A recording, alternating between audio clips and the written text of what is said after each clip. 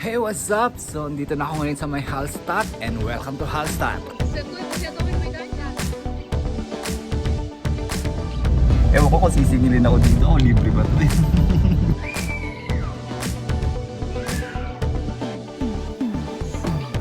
Dito na ako ngayon, nag-i-enjoy.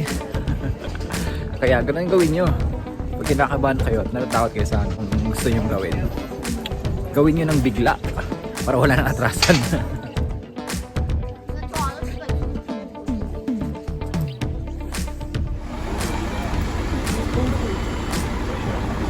So hello, good morning. At nandito ko ngayon sa Bad Goizer.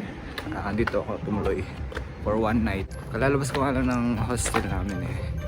At dito ako ngayon, papunta na sa may Hallstatt. Kaya maya maya, see you Hallstatt. Dapat kaninang alas 7 pa ako lalabas. Kaso, lamig dito sa labas. Eh, hinintay ko munang lumabas sana yung araw. Pero nung oras na, wala pa rin yung araw, makulimlim. Kaya, ito na, alas 9 na ng umaga. At papunta na ako sa bus station. Papunta dun sa Hallstatt. Grabe yung view dito, grabe yung mga anong ganda. Yung view ng ganda ko.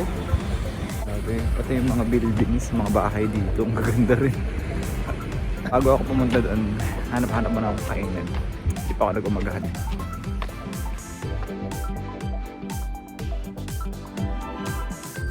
Tingnan niyo itong kanal nila, ang linis.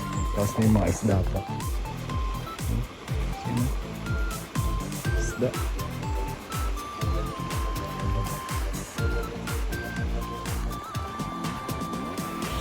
So, dito na ako on the way to Hallstatt. And tingnan nyo naman ako, may free service ako dito.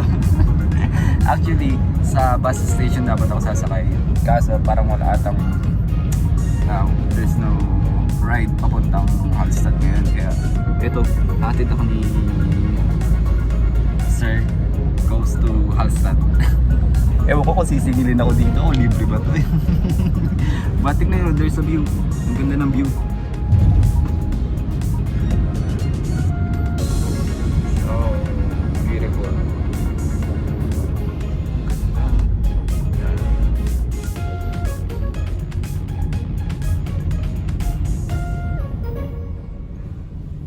Ito may pictures siya, may Okay na siya. Hey, what's up? So, dito na ako ngayon sa may Hallstatt and welcome to Hallstatt. So, kayun nga, kanina may free ride. Ang bait naman nun. Sabi, nagtanong kasi ako kanina kung anong sasakyan papunta dito sa may Hallstatt eh. Sabi niya, train station daw, kaso 10:25 pa yung alis. Eh, medyo matagal-tagal. Eh, nagtanong ako ng bus station kung saan bus station pwedeng sakyan.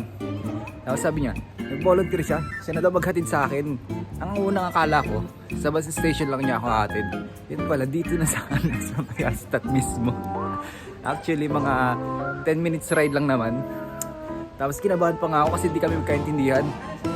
Hindi siya marunong masyado mag-English. Kaya, akala ko, sisingilin ako. Sabi ko ba naman, I don't have money if you ask money. Sabi kong ganyan. Kaya nung magkatid ako dito, libre kasi ano daw siya, customer service. So yun na nga, nandito na ako sa may Hallstatt and look at it. Sobrang ganda, amazing.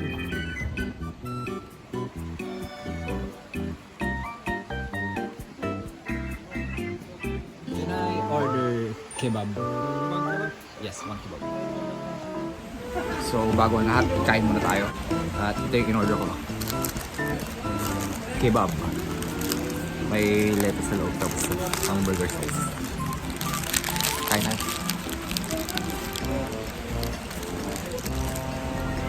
Shawarma na nilagay sa may burger, parang burger. Sarap. So maya mag-iikot-ikot na ako. Tapos yun natin yung kung akit tayo sa bundok mamaya. Hot sauce.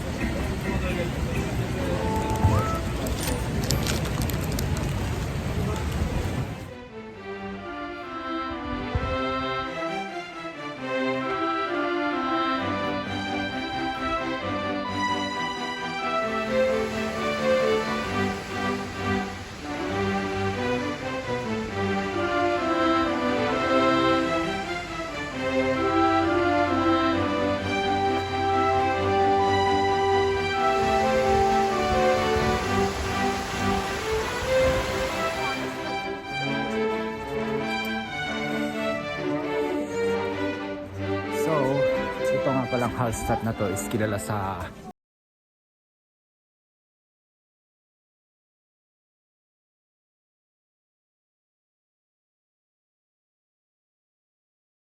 na pwede mong puntahan at pwedeng pasyalan doon sa cave na yun. Kaya maya maya tingnan natin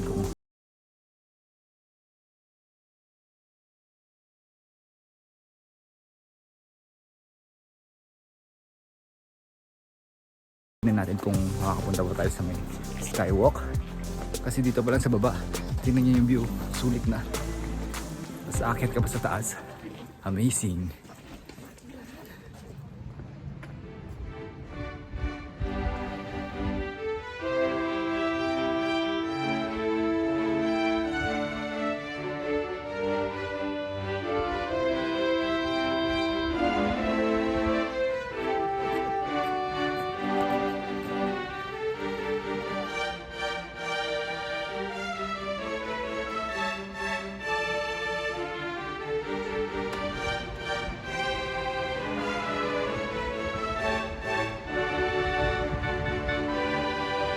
See oh, yun yung view. Sobrang ganda no. Ganda ng mga ano dito, mga bahay-bahay nila dito. Kasi ang dami ng tao. Dami rin mamasyal. Punta tayo sa may eskinita. Lalakad-lakad. Rice. Yun lang, pag nag-picture ka, marami kang nakikasama kasi yung mga yung tao.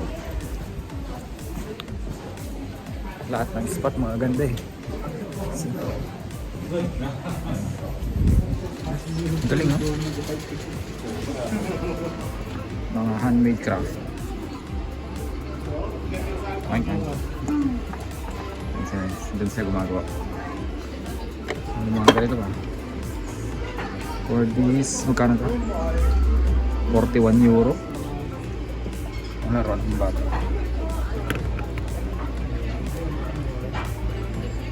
880 euro. And then see. Ayun. Handcraft.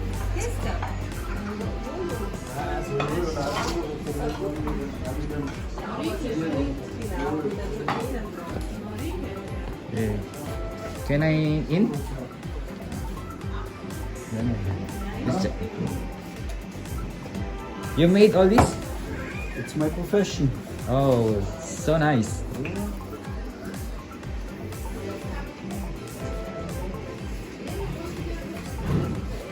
Okay, thank you. Mga souvenir shops.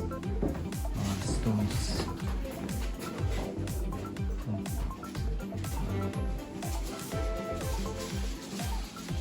Stones and minerals.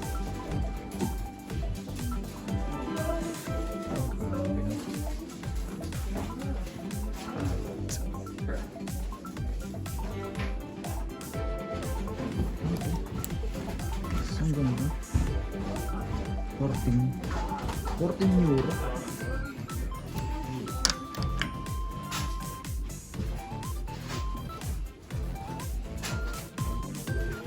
Wah.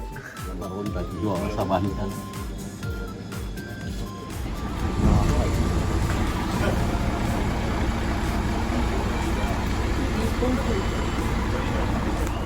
Kain muna tayo. So, ano to? Tinapay. May laman sa loob. This cost $2.30. Ay, euro pala, 2 euro. Yan. Habang naglalakad, kain muna tayo. Tingnan ang ganda naman yung view. Sarap.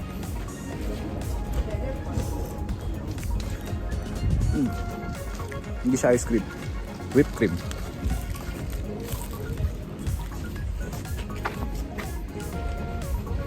Yan ang view. Mas ang daming souvenir shop. Para live.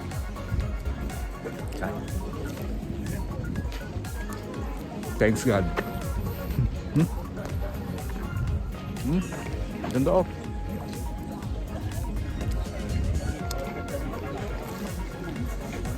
Sarap.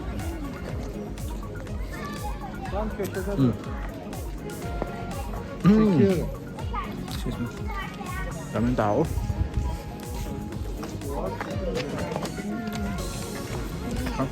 González Padel.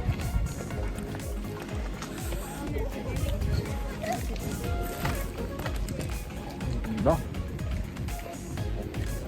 Kaya mo lang.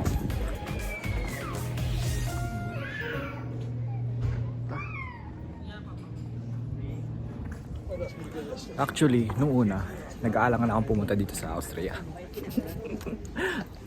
Ikaw ba naman? Siyempre, pag first time mong mag-travel ng out of town, kakabahan ka talaga. Ang ginawa ko, binook ko na lahat para wala nang atrasan. So nag-book ako ng 2, alis agad ng 3. Ganun agad para hindi na magbago ng isip pa. So ngayon, nandito na ako ngayon, nag-i-enjoy. Kaya ganun gawin nyo. Pag kinakabahan kayo at natatakot kayo sa ano.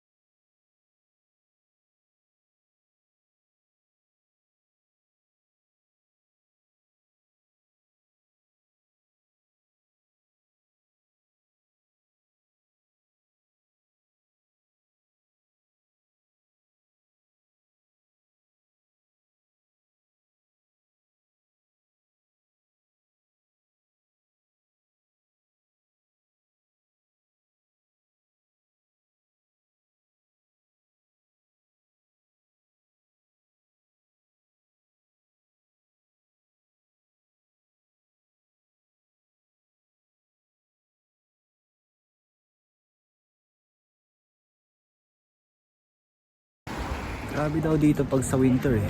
Sobra-sobra daw yung snow.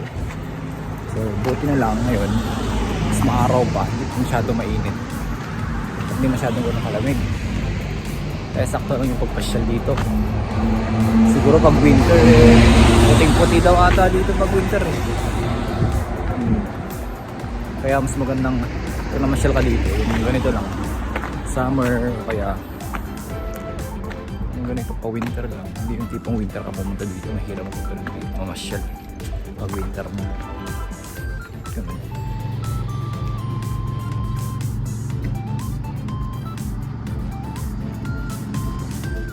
Doon yung isa sa mga activities dito yung sa skywalk. Saka doon yung sa may salt mining. Ang papunta doon is nasa 38 euro. Includes na yung mga cable car na packet doon. Tapos yung view. Tapos yung mountain pollution. Yung mga yun. 38 euros. Ah, ang ganda dito, grabe. Amazing.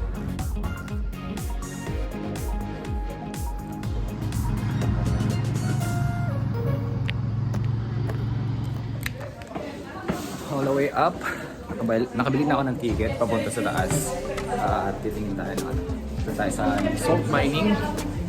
Tapos makikita natin yung sky view sa taas mamaya. Keep on watching. So dito na ako sa may cable car. Bakit? May mga kasama naman yun. Mga shuttlers na may kasama dito. Ang punta na. Sa taas. Yung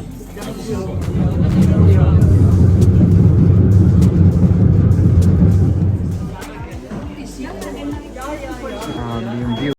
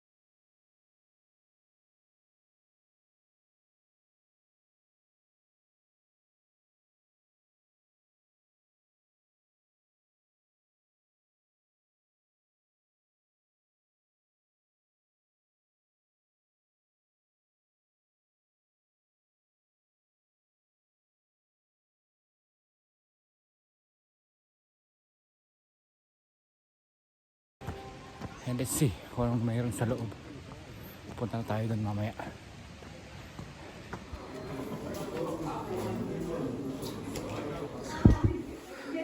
Good check. Punta na sa loob.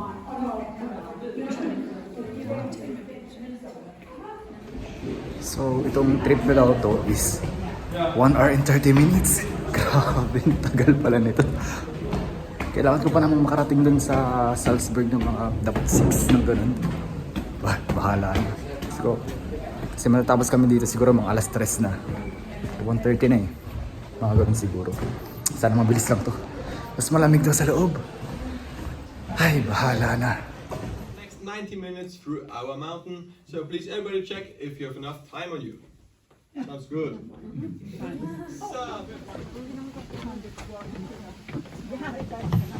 Mga matatanda yung mga kasama ko. Kung babagal pa ata yung punta namin dito, buong matatanda eh. So ito na yung tunnel na pupuntahan namin. Medyo creepy. Siguro may sasakyan kami pupunta sa loob. Isang tunnel na sasakyan. But it's everything we will explain on the tour. Don't worry about that. Lakad pala to ng malala. Lamig pa daw dito. Kaya din naglalakad na. Ito, ng tunnel. Walang sakay-sakay.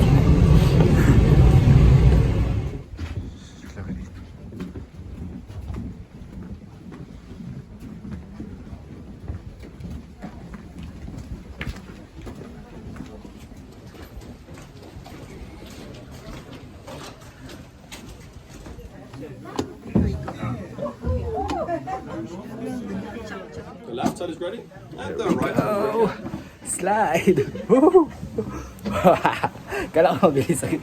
Happy! Nice! Got it! So, ito na yung nasa loob. Isang malaking Himalayan salt. Pink salt or orange salt. Tapos, this is the inside. So, may mga dust of salt. Oh, ganun pala yun. Yun. Tapos marami pa.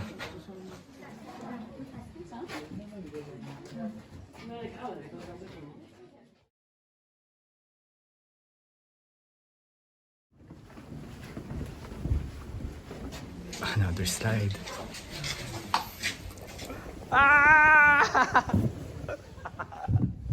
Scary. So, alle da, everybody here? Wonderful. Ja, bei uns in der Region gibt es grundsätzlich 2 verschiedene Methoden. Binigyan kami ng asin.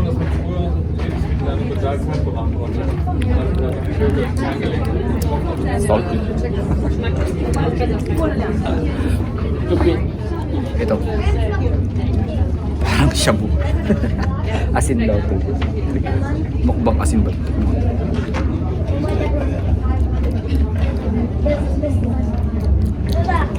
Hindi masyadong alat.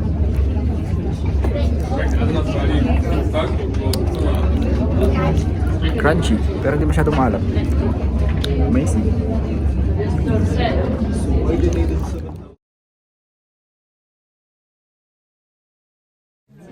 Tapos na yung tour. Palabas kami ng tunnel. Kami sasakay.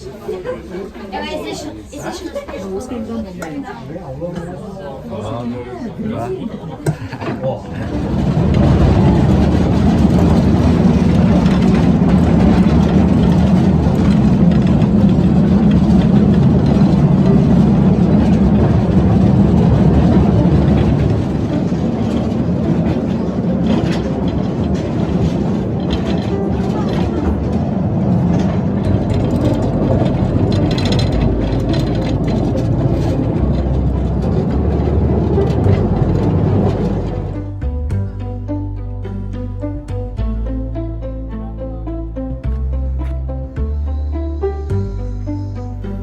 So, alam niyo ba, itong lugar na to, Amsterdam, is inspired by the movie Frozen. Kaya, dito si Queen Anna. Isa to sa mga inspired lugar kung saan yung castle ni Frozen. Diba? Sobrang ganda dito. So,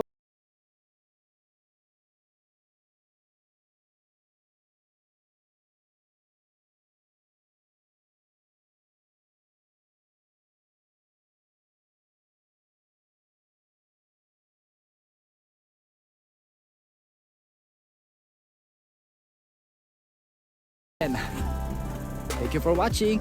See you next vlog. Bye-bye.